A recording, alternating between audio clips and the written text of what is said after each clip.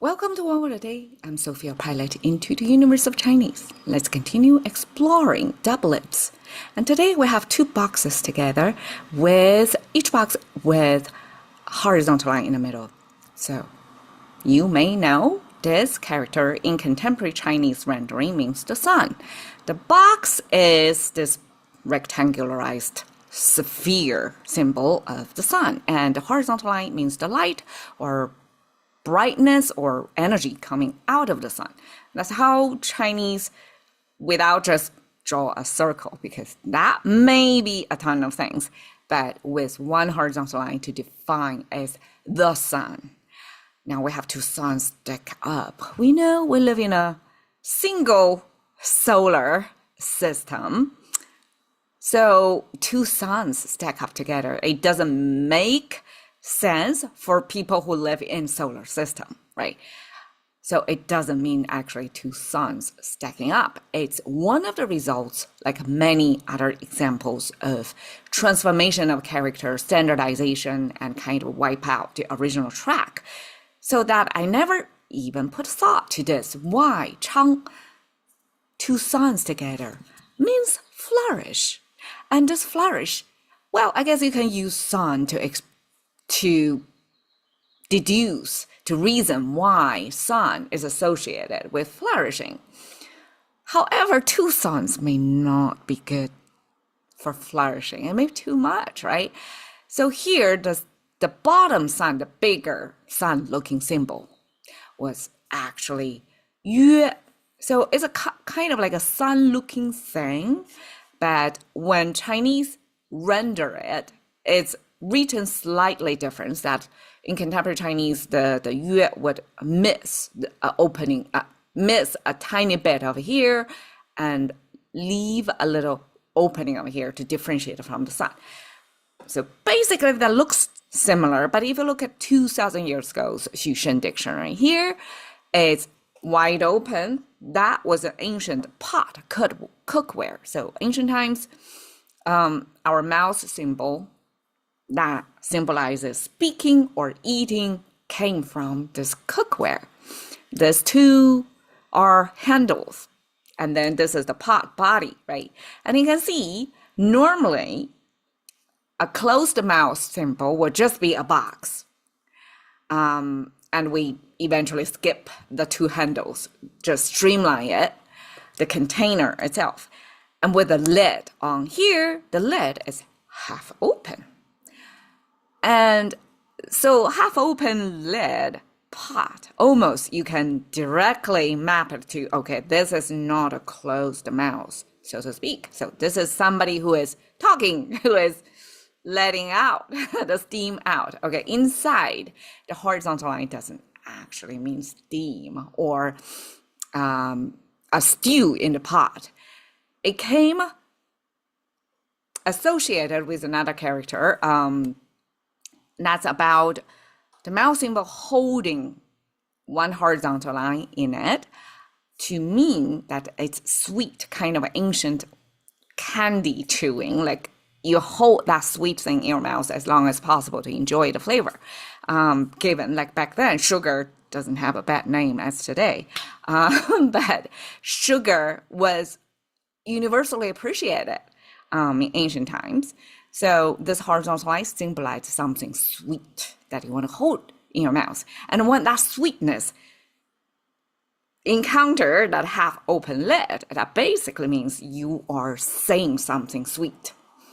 Saying something sweet simply is today's praise. You praise or compliment or verbally appreciate somebody. Give a shout out, so to speak, right? And that paired with the sun come to the flourishing idea that, okay, the sun is the source of life, and that's we in praise and in recognition of that. So sun would be physical reality, and praising would be human recognizing that favorable physical reality.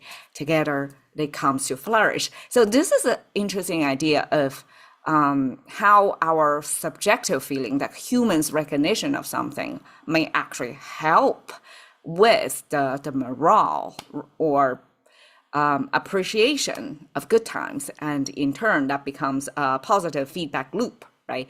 You like the sun, you praise the sun, you continue to enjoy the sun, so to speak. Okay, so together, chāng, it means flourish, but it's based on praising of sun.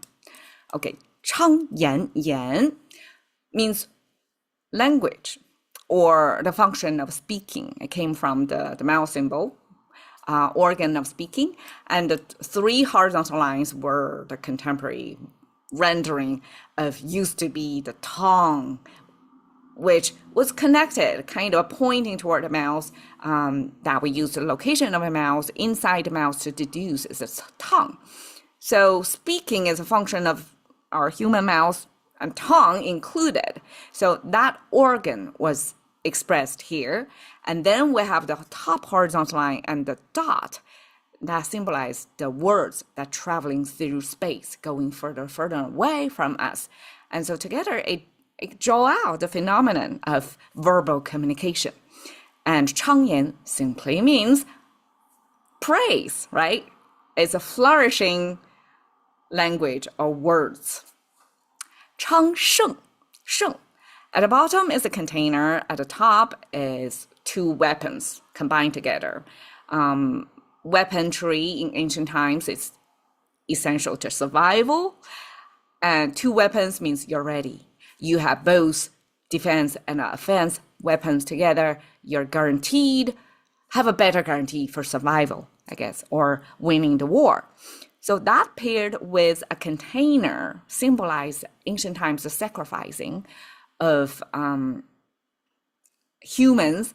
When we try to not only praise the sun, we have to show that we want to express not only verbally, right, but symbolically with the stuff we cherish, to show that we want to share. This is our tribute. So together, sheng means good times. Good times in terms of I guess militarily strong and ready, and you have enough that you are able to recognize that by showing gesturally in the container for sacrifice. So chāng sheng together means a time when your tribe or your land, your people are economically doing well. In today's words, it's economically, but ancient times probably is like you're surviving well. You have plenty of food. Therefore, you have this sacrifice to keep praising the God and show that we survive because chāng, your praise, the sun, the environment, the favorable conditions you give us. So chāng sheng talks about the good times. Now chāng ming, also in praise of something, right? Ming here means illumination. That's associated with the moon on the right side and the sun on the left side. And that's another transformation of the original, more complicated character swap out by the sun symbol. Was originally ancient opaque window, because in ancient times, no glass. So window panes were used by lattice, grid lines, right? All kinds of patterns can make it super fancy. And then you paste this rice paper or something, right? Opaque, so privacy, but at the same time, you would be let light in. And that's the ancient window. When the moon shines through that window, even if it's nighttime, you can still see. You can still see the objects in your room illuminated by the moonlight. And that's the origin of Ming. That means you actually be able to see. And chāng ming together, Ming here doesn't mean just light by itself. It actually means clarity from the top leadership, the ruler back then. Chāng ming describes good times, not just in economic terms, but in this ruler knows how to rule. that balance all the forces so that it was not in a constant stress of the country, and people were able to focus on making a good living instead of constant war or political struggle inside, something like that. So Changming describes a political good time versus Changsheng, more economical good time. So here is a flourishing daffodil, I believe. And that's literally that's a plant's way to sing praise to the sun, right? It's like a trumpet over there.